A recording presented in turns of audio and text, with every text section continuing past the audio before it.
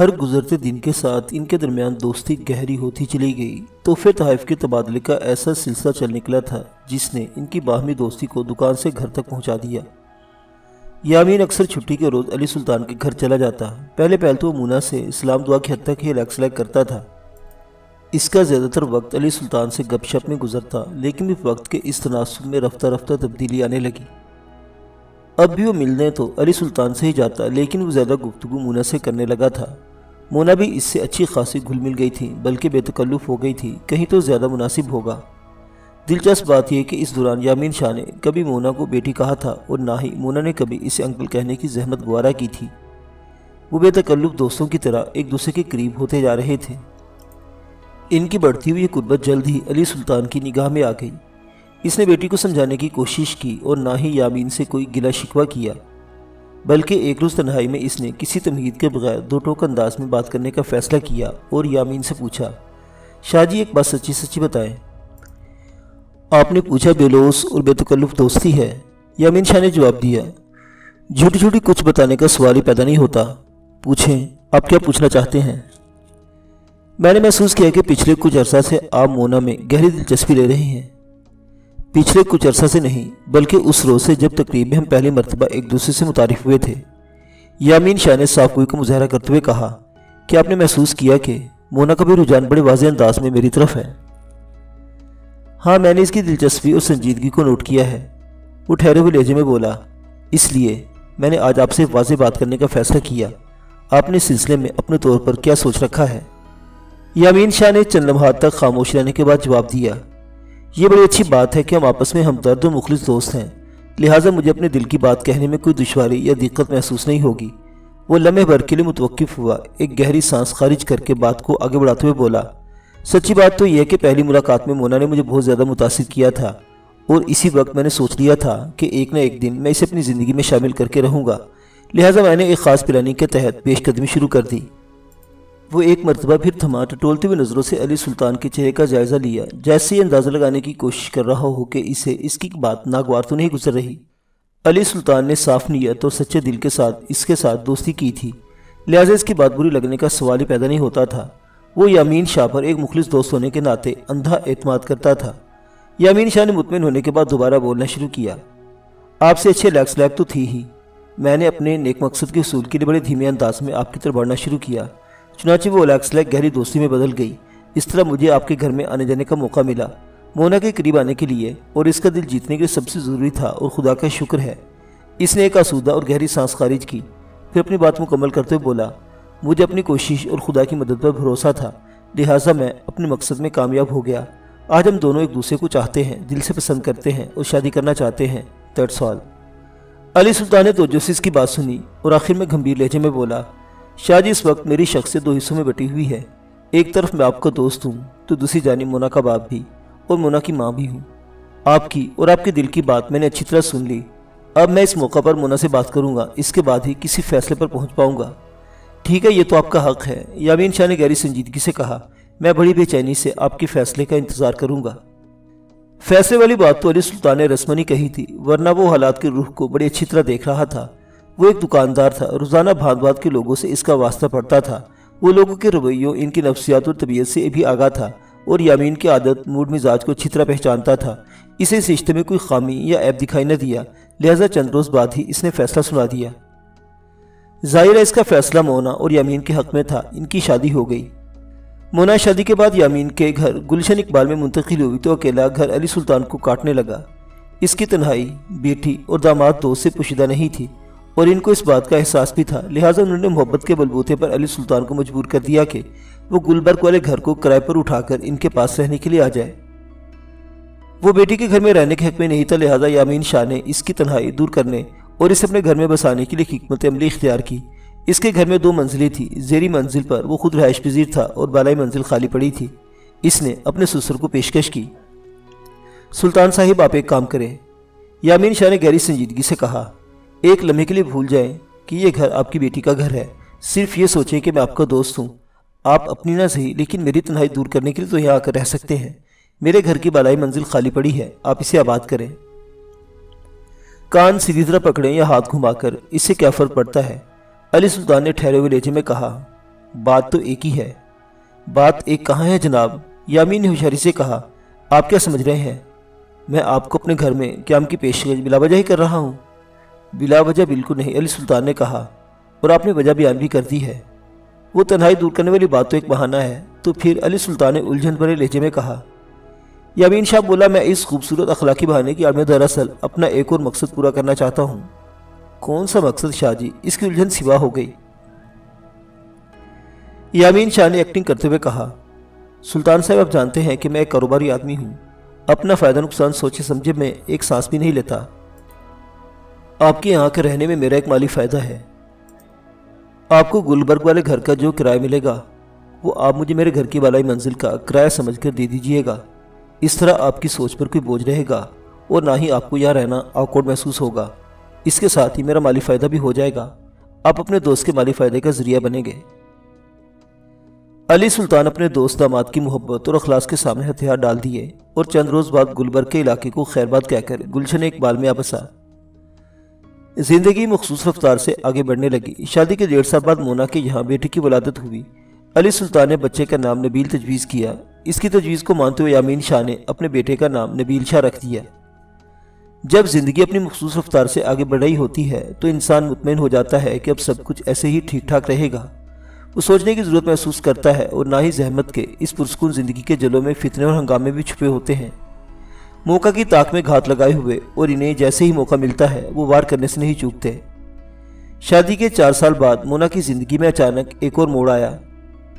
علی سلطان کی دکان جس اسٹریٹ پر واقع تھی وہاں ڈاکوں کے ایک منظم مسلح گروہ نے دھاوا بول دیا۔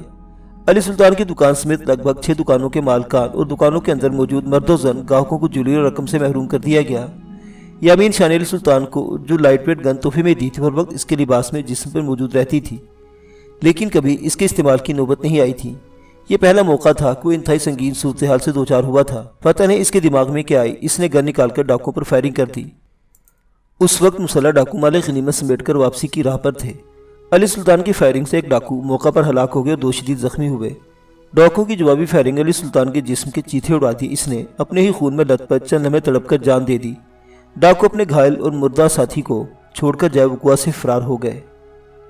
یہ اتنا بڑا صدمہ تھا کہ دونوں میاں بیوی ٹوٹ کر رہ گئے۔ وہ دونوں ہی 2 رشتوں سے بیک وقت محروم ہوئے۔ یامین شاہ کا دوست اور سسر رخصت ہوا تھا، جبکہ مونا کے لیے علی سلطان باپ تھی اور ماں بھی۔ علی سلطان کی المناک موت کے بعد یامین شاہ نے اس کے کاروبار کو فروخت کر کے حاصل ہوئی رقم کو مونا کے اکاؤنٹ میں جمع کروا دیا۔ البتہ گلبرگ والے گھر کو بیچنے کے بارے میں نہیں سوچا، کیونکہ پراپرٹی کی قیمت ہمیشہ بڑھتی رہتی ہے۔ مذکورہ مکان بدستور کرائے پر اٹھا رہا اور اس کا کرایہ بھی مونا کے اکاؤنٹ میں جمع ہوتا رہا۔ یامین شاہ اکیلا آدمی تھا، وہ علی سلطان کے کاروبار کو سنبھال نہیں سکتا تھا۔ ملازموں پر کام چھوڑنا دانش مندی نہ ہوتی، لہٰذا اس نے مونا کی مشاورت سے صدر والی کپڑے کی بھری پوری دکان مناسب قیمت فروخت کر دی تھی۔ زندگی کے چپ چاپ چند سال مزید آگے سرک گئے۔ ایک روز اتفاق سے مونا کی ملاقات ایک ایسے شخص سے ہو گئی جو کالج کے زمانے میں اس کا کلاس فیلو رہا تھا۔ مذکورہ شخص کا نام امتیاز تھا۔ وہ نبیل شاہ کے ہمراہ ایک شاپنگ سینٹر سے نکل رہی تھی کہ امتیاز کا اچانک سامنا ہو گیا۔ وہ دونوں گمسم ایک دوسرے کو دیکھتے چلے گئے۔ یوں محسوس ہوتا تھا جیسے وقت تھم کر رہ گیا ہو۔ پھر امتیاز کی حیرت میں ڈوبی ہوئی آواز ابھری، مونا تم؟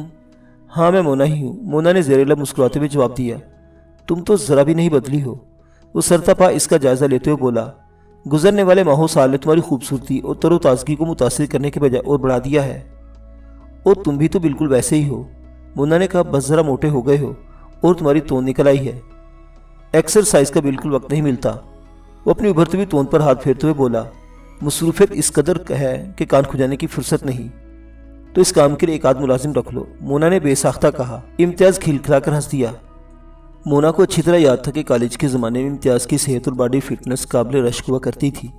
نہ صرف یہ کہ وہ خود باقاعدہ ایکسرسائز کیا کرتا تھا بلکہ دوسروں کو بھی اس کی تاکید کرتا رہتا تھا۔ لوگ بڑی توجہ اور دلچسپی سے اس کی باتیں سنا کرتے تھے۔ امتیاز کے بے حد اصرار پر وہ تینوں ایک قریبی ریسٹورنٹ میں آ بیٹھے۔ وہ سالوں بعد ملے تھے، لہٰذا مونا اس کی پیشکش کو ٹھکرا نہ سکی۔ ماضی کا کوئی تعلق دار عرصہ دراز بعد اچانک مل جائے تو گئے دنوں کی یادیں تازہ ہو جاتی ہیں۔ وہ دونوں بھی اسی نوعیت کی کیفیت سے گزر رہے تھے۔ کھانے پینے کا آرڈر دینے کے بعد ان میں گفتگو ہونے لگی۔ امتیاز نے نبیل شاہ کی طرف اشارہ کرتے ہوئے کہا، تم نے شادی کر لی؟ ہاں، میری شادی کو 8 سال ہو گئے ہیں، مونا نے اس بات میں سر ہلاتے ہوئے جواب دیا۔ نبیل میرا اکلوتا بیٹا ہے۔ امتیاز نے نبیل کو پیار کیا اور مونا سے پوچھا نبیل کے ڈیڈی کیا کرتے ہیں؟ وہ اسلحہ کے ڈیلر ہیں، مونا نے جواب دیا۔ باپ رے باپ! امتیاز اس طرح اچھلا جیسے کسی خوفناک شے کو دیکھ لیا ہو۔ کیا تم نے اسلحے کے کسی اسمگلر سے شادی کر لی ہے؟ تمہارے والدین نے کیا دیکھ کر؟ میرا مطلب ہے۔ امتیاز کے جملے سراسر مذاق کے زمرے میں آتے تھے اور ایسا کہتے ہوئے اس کے چہرے پر بھی شرارت جھلک رہی تھی، لہٰذا مونا نے اس کے تبصرے کا برا منانے کے بجائے یامین شاہ کے بزنس کی تفصیل بیان کر دی۔ اس کے ساتھ ہی سفینہ بیگم اور علی سلطان کے المناک اموات سے بھی آگاہ کیا۔ امتیاز اس کے حالات سے ناواقف تھا۔ مونا کے والدین کی موت پر اس نے گہرے دکھ اور رنج کا اظہار کیا۔ چند لمحات تک ان کے درمیان رنجیدہ سکوت طاری رہا، پھر مونا نے استفسار کیا تم نے شادی کر لی؟ نہیں، میں ابھی تک کنوارا گھوم رہا ہوں، امتیاز نے جواب دیا۔ مونا اس کی عادت اور مزاج سے بخوبی آگاہ تھی۔ وہ بہت جولی طبیعت کا مالک تھا اور انتہائی سنجیدہ ماحول میں بھی جملے بازی سے ہنسنے یا مسکرانے پر مجبور کر دیتا تھا، لہٰذا کوئی اس کی حرکتوں کا برا نہیں مانتا تھا۔ سب اس کے انداز اور سٹائل سے واقف تھے۔ مونا نے ماحول کی کشیدگی کم کرنے کے لیے اس سے پوچھا کیا بڑھاپے میں پہنچ کر شادی کرو گے؟ آج کل ایک نیا ٹرینڈ چلا ہے مونا، وہ یکلس سنجیدہ لہجے میں بولا۔ یہ رجحان بڑی تیزی سے پروان چڑھ رہا ہے۔ لڑکیاں جوان مردوں کی بنسبت ادھیڑ عمر کے مردوں سے شادی کو ترجیح دینے لگی ہیں۔ اس حوالے سے تو جیسے جیسے میری عمر آگے بڑھ رہی ہے، اچھے سے اچھے رشتے کے چانس بھی بڑھتے جا رہے ہیں۔ تمہارا کیا خیال ہے؟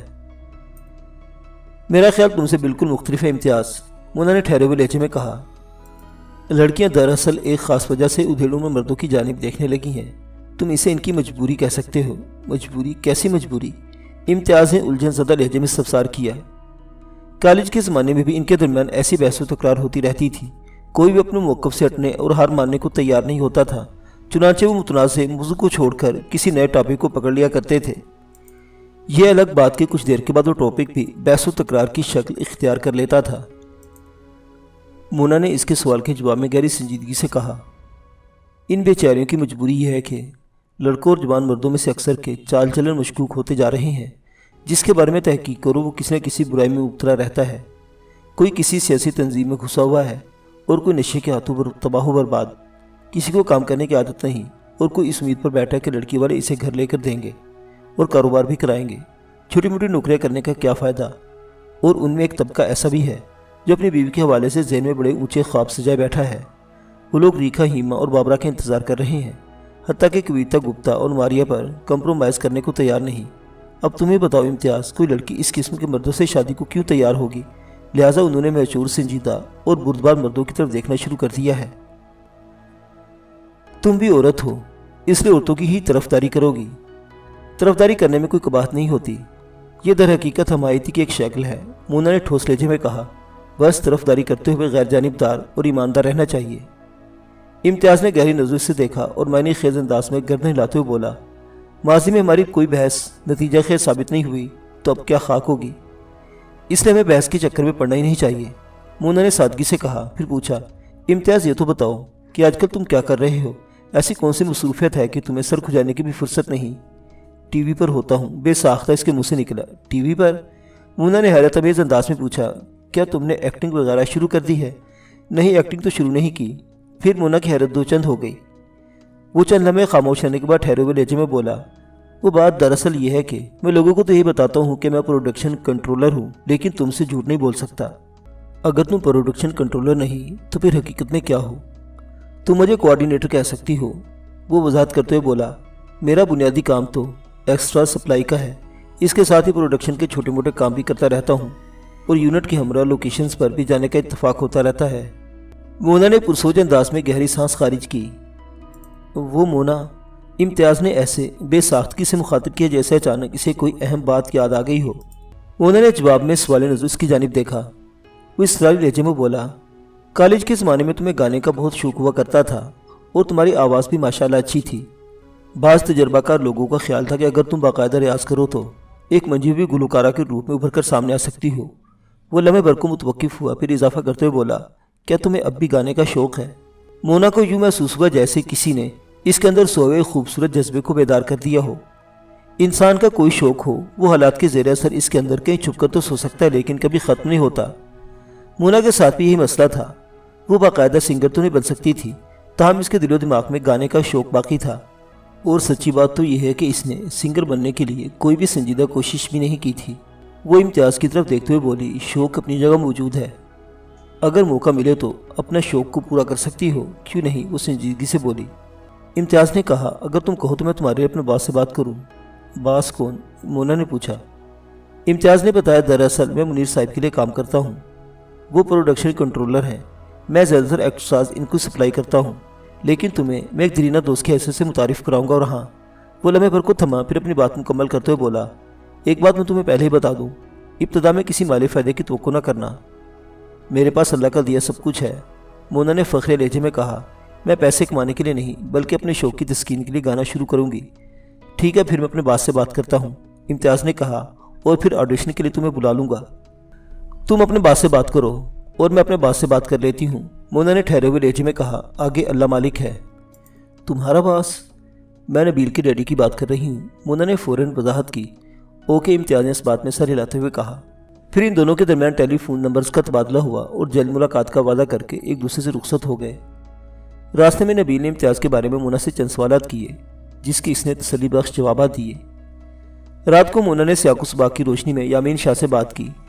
اس نے پوری توجہ سے بیوی کی بات سنی، پھر حیرت بھرے لہجے میں کہا، پہلے کیوں نہیں بتایا کہ تمہیں گانا بھی آتا ہے؟ شاہ یہ بات بتانے کا کبھی موقع نہیں آیا، وہ سادگی سے بولی۔ گانا سننے کا تو مجھے بھی شوق ہے، بلکہ تھا، یامین شاہ نے کہا، اب تو یہ ماضی کا قصہ ہو کر رہ گیا ہے۔ مونا نے واضح طور پر محسوس کیا کہ اپنے شوق کا ذکر کرتے ہوئے وہ ماضی کے دریچوں میں جھانکنے لگا تھا۔ وہ اس وقت اپنا کیس لیے بیٹھی تھی، اس لیے یامین کو ماضی کے حوالے سے اس نے کوئی سوال یا قریب مناسب نہ سمجھی۔ اس نے سوچا کہ بعد میں وہ کبھی اسے ٹٹولے گی۔ اس نے یامین سے پوچھا، تو پھر آپ کی اجازت ہے نا میں آڈیشن کے لیے جاؤں؟ آڈیشن کے لیے تو تم بعد میں جاؤ گی، یامین شاہ نے گہری سنجیدگی سے کہا، پہلے ہم باپ بیٹا تمہارا آڈیشن لیں گے، یہاں سے پاس ہونے کے بعد ہی تمہیں فارورڈ کیا جائے گا۔ آئندہ چند روزوں میں مونا نے یامین شاہ اور نبیل شاہ کو متعدد گانے سنائے۔ یامین نے بعض مقامات پر اس کی آواز میں موجودہ تکنیکی خامیوں کی نشاندہی بھی کی اور اسے مفید مشوروں سے نوازا۔ مونا کو اس وقت شدید حیرت ہوئی جب اس نے یامین کے مشوروں پر عمل کر کے اپنی آواز کو بہتر محسوس کیا۔ اسے یقین ہو گیا کہ یامین ساز و آواز اور موسیقی کے اسرار و رموز سے بخوبی آگاہ ہے۔ زیادہ تعجب کی بات یہ تھی کہ یامین شاہ نے اب تک اپنے اس گن کو بڑی خوبصورتی سے چھپا رکھا تھا۔ کمال ہے، مونا نے شکایتی نظر سے دیکھتے ہوئے کہا، آپ نے موسیقی کے حوالے سے اپنی جانکاری کے بارے میں تو کچھ کبھی بتایا ہی نہیں۔ یامین شاہ نے جواب دیا، شاید یہ بات بتانے کا کبھی موقع ہی نہیں آیا تھا۔ مونا سمجھ گئی وہ اس موضوع پر فی الحال کوئی بات نہیں کرے گا۔ اس نے سوچا کہ جب نبیل شاہ اسکول گیا ہوگا تو تنہائی میسر آتے ہی وہ یامین شاہ کو پکڑ کر بیٹھ جائے گی اور اس سے ایک ایک بات پوچھ کر رہے گی۔ اسے شک نے بلکہ یقین ہونے لگا تھا کہ یامین کے ماضی میں کوئی ایسا اسرار موجود ہے جس کا ذکر کبھی اس کی زبان پر نہیں آیا۔ اس نے سوچو کہ دنیا سے باہر آتے اپنے شوہر سے پوچھا، آپ نے کیا مجھے ٹیسٹ میں پاس کر دیا؟ اب تو مجھے ٹی وی آڈیشن کی اجازت ہے نا؟ اجازت ہے، مگر ایک بات کا خاص خیال رکھنا، یامین شاہ نے گہری سنجیدگی سے کہا، تمہیں ایک مخصوص حد میں رہنا ہوگا۔ تمہیں گانے کا شوق ہے، اس شوق سے آگے ایک قدم بھی نہیں بڑھانا، ورنہ پھر تباہی اور بربادی کے سوا کچھ حصے میں نہیں آئے گا۔ وہ بولتے بولتے لمحے بھر کو خاموش ہوا، پھر اضافہ کرتے ہوئے کہا، شوبز کی دنیا کو میں تم سے کہیں زیادہ بہتر طور پر جانتا ہوں۔ وہاں کی چکا چوند انسانی دماغ کو مسخر اور آنکھوں کو خیرہ کر دیتی ہے۔ لوگوں کی سوچ اور نیت کو بدلتے دیر نہیں لگتی، خاص طور پر جب ارد گرد بہلانے پھسلانے اور بہکانے والے افراد کی کمی نہ ہو۔ کیا آپ کو مجھ پر اعتماد نہیں ہے؟ انہوں نے ٹھہری ہوئی آواز میں استفسار کیا۔ وہ بولا، اعتماد ہے، اسی لیے تو اجازت دے رہا ہوں۔ میں آپ کے اعتماد پر ایک ذرا آنچ بھی نہیں آنے دوں گی۔ میں نہیں جانتا تم نے جس امتیاز علی کا ذکر کیا ہے وہ کون ہے، کیسا آدمی ہے؟ یامین شاہ نے گھمبیر انداز میں کہا، اگر تم اس پر بھروسہ ہے تو ٹرائی کرنے میں کوئی حرج نہیں، میری دعائیں تمہارے ساتھ ہیں۔ مونا نے کہا، امتیاز کے بارے میں آپ کو تفصیلاً بتا چکی ہوں۔ وہ کالج کے زمانے میں میرا کلاس فیلو رہا ہے، بڑا ہی زندہ دل، ہنسمکھ، خیر خواہ، ہر صورت میں دوسروں کا بھلا سوچنے والا، ان کا خیال رکھنے والا، اور پھر میں خود بھی کوئی بچی نہیں ہوں۔ اگر مجھے اس ماحول میں کوئی بھی ایسی بات نظر آئی جو کسی بھی حوالے سے بعد میں میرے لیے کوئی مشکل کھڑی کر سکتی ہو تو میں اسی لمحے سب کچھ چھوڑ چھاڑ کر واپس آ جاؤں گی۔ مجھے تم سے یہی امید ہے مونا، یامین شاہ نے مضبوط لہجے میں کہا۔ میں آپ کی امید کو کبھی ٹوٹنے نہیں دوں گی۔ Wish you best of luck. Thank you Yamin.